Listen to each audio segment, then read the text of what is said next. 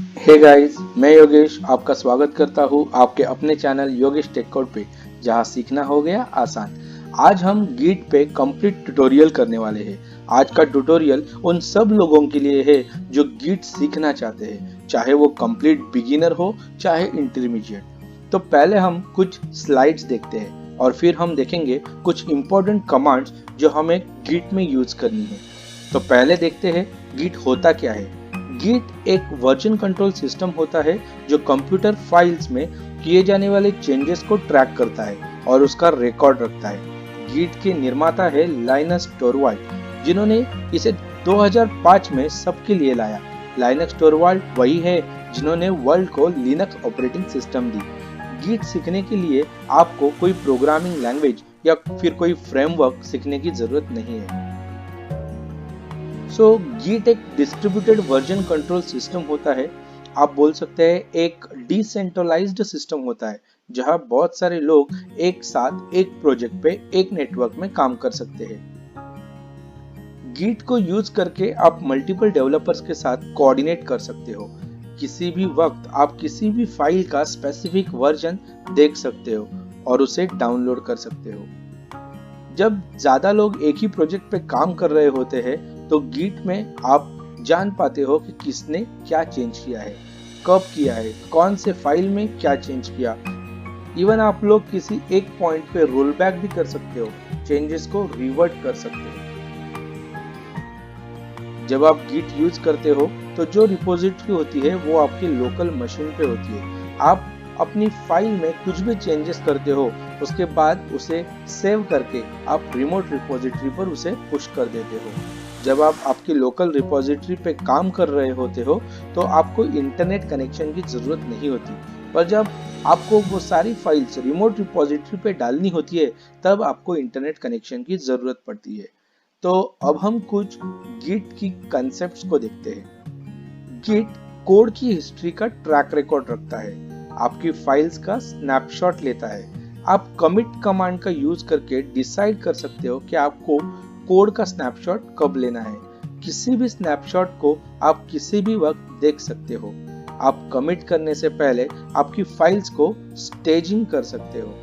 अब कमिट और स्टेजिंग क्या होता है हम आगे चल के देखने वाले हैं। तो अब हम देखते हैं कुछ बेसिक कमांड्स जो हमें गिट यूज करते वक्त काम आएंगी। तो हमारी पहली कमांड है गिट इनिट। गिट इनिट ये कमांड है जिससे आप गिट रिपोजिटरी को इनिशियलाइज करने के लिए यूज करते हो। आप अपनी कमांड से cmd से आपकी प्रोजेक्ट डायरेक्टरी में जाते हो और फिर जब आप इस कमांड का यूज करेंगे तो आपकी उस डायरेक्टरी में .git नाम से एक फोल्डर बन जाएगा जो होगी आपकी लोकल रिपोजिटरी। आपको इस फोल्डर में कुछ नहीं करना होता है। एक बार आपने गिट रिपोजिटरी को आपके प्रोजेक्ट फोल्डर में इनिशियलाइज कर लिया तो फिर आपको उस फोल्डर में प्रोजेक्ट फाइल्स को ऐड करना होता है। इसे प्रैक्टिकली कैसे करना है मैं आपको दिखाने वाला हूँ। पहले हम सारी बेसिक कमांड्स को देख लेते हैं। तो फाइल्स को ऐड करने के लिए हमारी दूसरी बेसिक कमांड है git add और फिर फाइल का नाम देना होता है।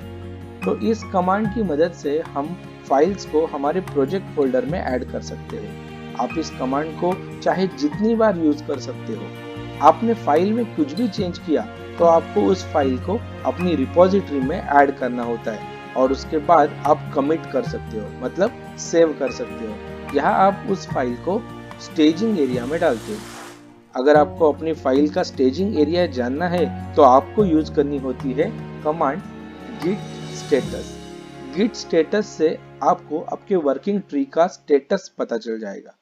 अब बात करते हैं कमिट की। गिट कमिट, आपने गिट को इनिशियलाइज किया, फिर फाइल्स को ऐड किया, स्टेटस देखे, अब आप इसको कमिट कर सकते हो।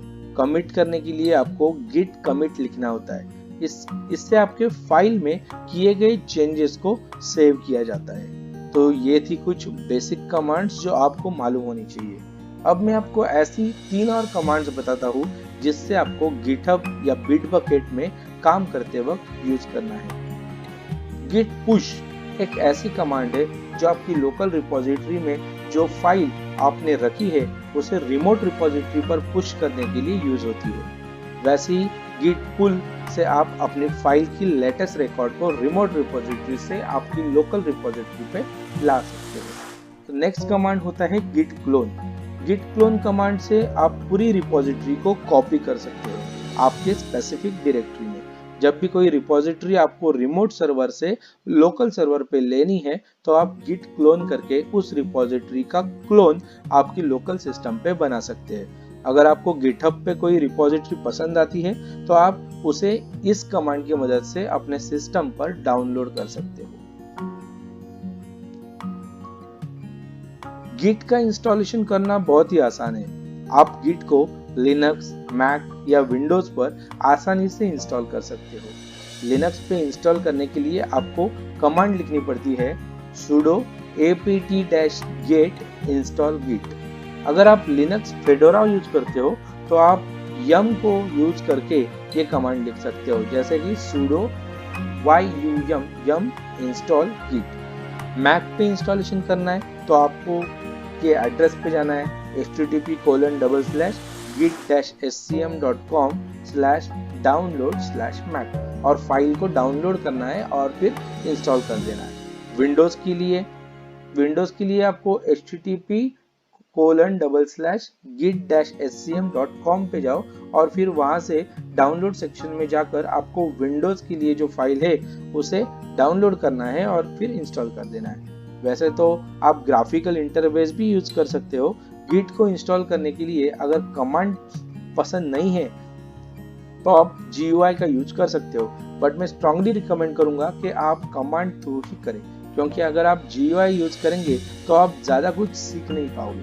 GUI से इंस्टॉल करके गिट को यूज करने से आपको गिट की डिटेल प्रोसेस का पता नहीं चलेगा और फिर अगर कभी कुछ गड़बड़ हो गई तो आप परेशान हो जाओगे। वैसे गिट इतना कॉम्प्लिकेटेड तो है नहीं कि आपको कमांड थ्रू सीखने में कोई कठिनाई हो।